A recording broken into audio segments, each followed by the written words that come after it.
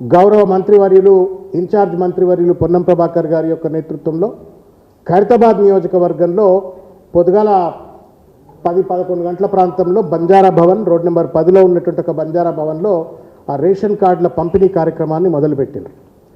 ఆ కార్యక్రమాన్ని మొదలుపెట్టినప్పుడు దాంట్లో పొన్నం ప్రభాకర్ గారు ఉన్నారు, గౌరవ శాసనసభ్యులు దానం నాగేందర్ గారు ఉన్నారు, తర్వాత ప్రథమ పౌరురాలు మేయర్ గారు ఉన్నారు, మరీ ముఖ్యంగా ఇద్దరు వ్యక్తులు ఉన్నారు. వాళ్ళ గురించే నేను ఎక్కువగా మాట్లాడబోతా ఉన్నాను. కాబట్టి ఆ ఇద్దరు వ్యక్తులు ఎవరు అంటే DS Chauhan, Indian police service officer, who is the commissioner for civil service civil supplies, అదేవిధంగా miss Harichandana, Indian administrative service officer, collector for Hyderabad district. వీళ్ళతో పాటు జోనల్ కమిషనర్లు ఇంకా చాలామంది ఆఫీసర్లు కూడా, డిస్ట్రిక్ట్ సివిల్ సప్లైస్ ఆఫీసర్స్ వాళ్ళంతా కూడా కూర్చున్నారు. ఒక దుర్మార్గమైనటువంటి ఒక రీతిలో అబద్ధాలకు పరాకాష్ఠగా వాళ్ళేదో కాంగ్రెస్ పార్టీ కండువాలు కప్పుకున్నట్టుగా, రేవంత్ రెడ్డికి తొత్తులుగా మారినట్టుగా, అధికారంలో ఉన్నటువంటి ఒక రాజకీయ పార్టీ భాష మాట్లాడుతూ బీఆర్ఎస్ పార్టీ పైన బురద జల్లి ప్రజలను తప్పుదో పట్టించేటువంటి ఒక ప్రయత్నం చేసినారు. దీన్ని మేము తీవ్రంగా ఖండిస్తూ ఉన్నాం.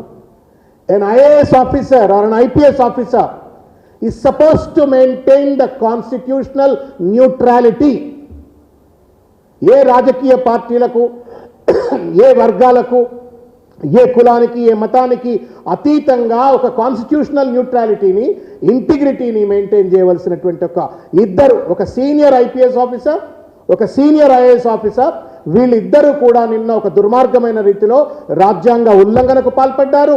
ఆల్ ఇండియా సర్వీస్ రూల్స్ను వైలేట్ చేసినారు.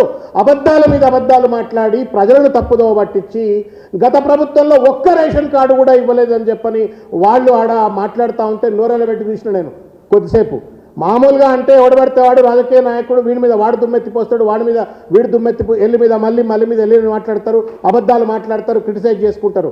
But most learned officers, educated officers, decorated officers stage మీదకి వచ్చేసి వాళ్ళు అబద్ధాలు మాట్లాడుతూ ఉంటే ఒక్క క్షణం నాకేం అర్థం కాలేదు. నేను ఫస్ట్ టైం నా జీవితంలో ఎమ్మెల్సీ అయిన తర్వాత ఒక అఫీషియల్ మీటింగ్ పోయినా.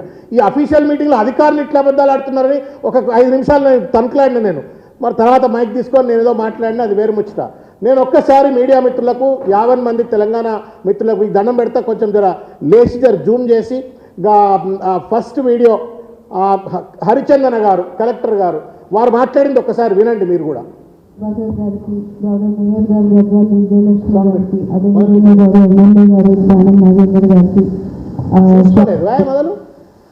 మొదలు మంత్రివర్యులు శ్రీ పొన్నం ప్రభాకర్ గారికి, గౌరవ మేయర్ గారు గద్వాల విజయలక్ష్మి గారికి, అదేవిధంగా గౌరవ ఎమ్మెల్యే గారు దానం నాగేందర్ గారికి, శ్రవణ్ గారికి అండ్ చౌహాన్ సార్కి, కూడా జోనల్ కమిషనర్ అనురాగ్కి, మీ అందరూ కూడా ఈరోజు కొత్త రేషన్ కార్డ్ అందుకుంటున్న లబ్ధిదారులకి, తర్వాత వచ్చిన విజయించిన ప్రజలందరికీ నమస్కారం. మనము ఈ యాక్చువల్లీ మేము అది మాట్లాడుకుంటున్నప్పుడు ఎమ్మెల్యే గారితో నేను ఒకటే గుర్తు వచ్చింది నాకు. ఆల్మోస్ట్ 12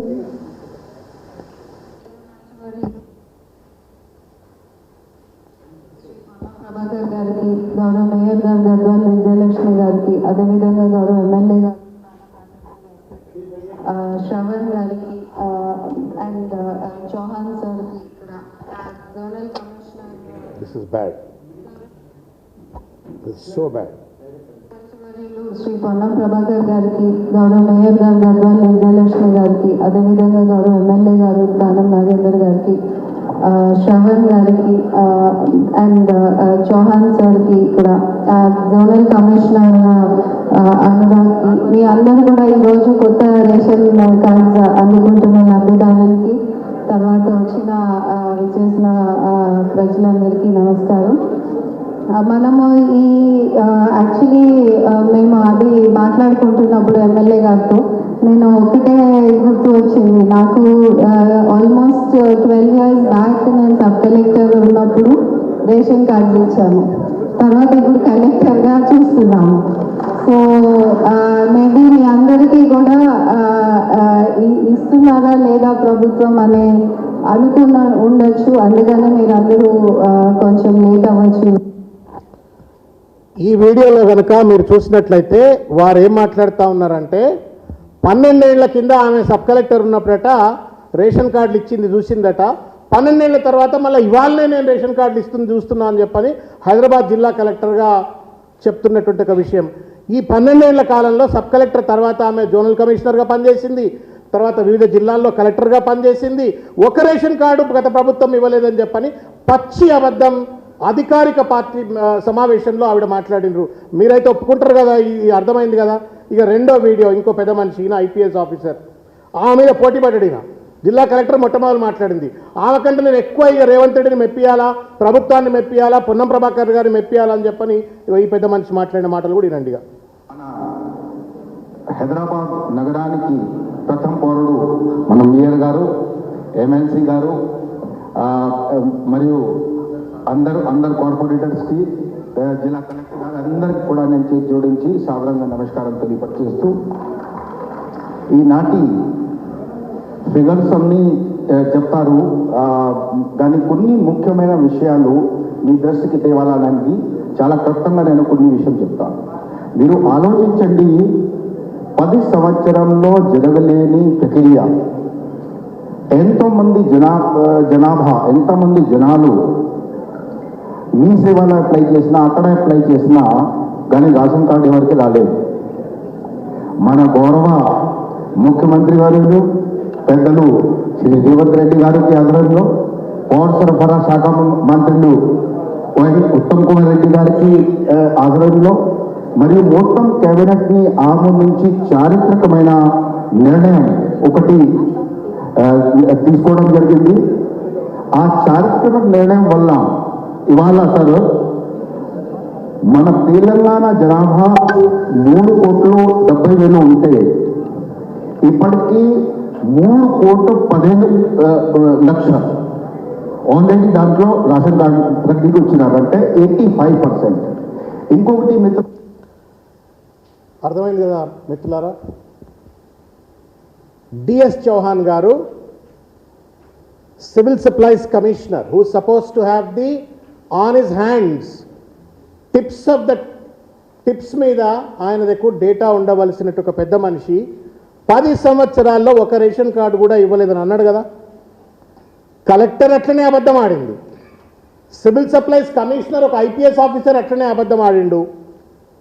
వాస్తవం ఏంది అంటే గత 10 సంవత్సరాల కాలంలో బీఆర్ఎస్ పార్టీ అధికారంలో ఉన్నప్పుడు 1 కాదు, 2 కాదు, 3 కాదు, 4 కాదు, 5 కాదు, దాదాపు 6 లక్షల కార్డ్స్ను, 6,47,479 కార్డ్స్ను గత ప్రభుత్వంలో కేసీఆర్ గారి యొక్క హయాంలో 2016-17 నుండి మొదలుకుంటే 2022-23 వరకు 6,47,479 కార్డ్స్ను ఇచ్చినటువంటి ఒక విషయం కలెక్టర్ గారు దాచిపెట్టే ప్రయత్నం చేస్తూ ఉన్నారు, ప్రజలకు తెలియనిస్తలేరు, అబద్ధం చెప్తా ఉన్నారు.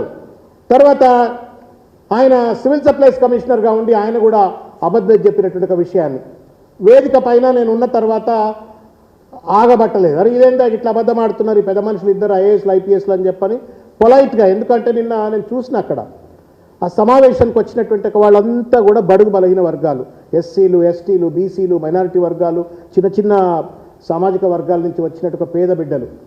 ఆ పేద బిడ్డలకు పండుగలు ఎక్కువ వచ్చింది. నిన్న శ్రావణ శుక్రవారం నాడు మా ఇంటికి లక్ష్మి వస్తుంది అన్నటువంటి ఒక లక్ష్మిని తీసుకుపోవాలా, ఈ రేషన్ కార్డును తీసుకోవాలి అన్నటువంటి ఒక ఉత్సాహంతో అక్కడికి వచ్చిండ్రు. వాస్తవానికి అబద్ధం ఆడగానే కడుపు మండి కొట్టడాలని అంత అనిపించింది. ఏం మాట్లాడుతున్నారు, బుద్ధుందా మీకు అని. కానీ అట్లా అనొద్దు, వాళ్ళ ఐఏఎస్ ఐపీఎస్ ఆఫీసర్లు. రెండోది, అక్కడ కనుక రచ్చరచ్చ చేసుకున్నట్టయితే పాపం వాళ్ళు ఏదో ఇంటికి లక్ష్మి తీసుకుపోదామని వచ్చిండ్రు, వాళ్ళ ఇండ్లలో వెలుగులు వస్తాయని చెప్పని వచ్చిండ్రు, గొడవ జరగొద్దు అని చెప్పని సున్నితంగా మీ డేటాను సెట్ చేస్తున్నా తప్పు అని చెప్పని చెప్పే ప్రయత్నం చేసినా అది మంత్రి గారికి నచ్చలేదు. ఆయన ఏదో కరపిరా అని చెప్పని వెళ్ళిపోయింది, అది వేరు ముచ్చట. నేను అడిగేది ఏంటి అంటే మీరు ఎందుకింత భావదారిద్ర్యంతో ఐఏఎస్ ఐపీఎస్ ఆఫీసర్లు బతకాలా? ఎందుకింత భావదారిద్ర్యంతో? గత ప్రభుత్వంలో కూడా మంచి మంచి పదవులు చేసిండ్రు. ఈ హరిచంద్ర గారు మంచి మంచి పదవులు చేసిండ్రు, డిఎస్ చౌహాన్ గారు మంచి మంచి పదవులు చేసిండ్రు. పదవులే పరమాద. వెనకటికో సామెత ఉన్నది, పెడితే పెళ్ళి లేకుంటే సావు అన్నట్టున్నది ఇది, లేకపోతే ఇంకేదో దూషిపీటలు వేసినట్టున్నది. అరే అధికారంలో ఎవరుంటే వాళ్లకు బాజా కొట్టేటువంటి వాళ్ళు ఐఏఎస్ ఐపీఎస్ ఎట్లా అవుతారు? You are the custodians of the constitution. You have no relationship with any political party or any political process. నీకెవడిచ్చినాడు? ఏ ప్రభుత్వం, గత ప్రభుత్వం ఏం చేయలేదని చెప్పని అబద్ధం ఎట్లిచ్చినావు అని చెప్పని అడిగే ప్రయత్నం చేసినాం. కానీ దాటవేత ధోరణికి పాల్పడ్డారు. ఇంకా కొంత లోతైనట్టుగా విషయాలకు పోయే ముందు ఒక్కసారి గంగుల కమలాకర్ గారు అసెంబ్లీ సాక్షిగా ఏం మాట్లాడిండ్రో ఈ ఐఏఎస్ అండ్ ఐపీఎస్ ఆఫీసర్స్ కావచ్చు లేదా ప్రభుత్వ పెద్దలు దయచేసి వినాలని చెప్పని నేను రికార్డ్ సెట్ చేయడం కోసం అని చెప్పని ఇవన్నీ కూడా మీ దృష్టికి తీసుకొచ్చే ప్రయత్నం చేస్తూ ఉన్నాను.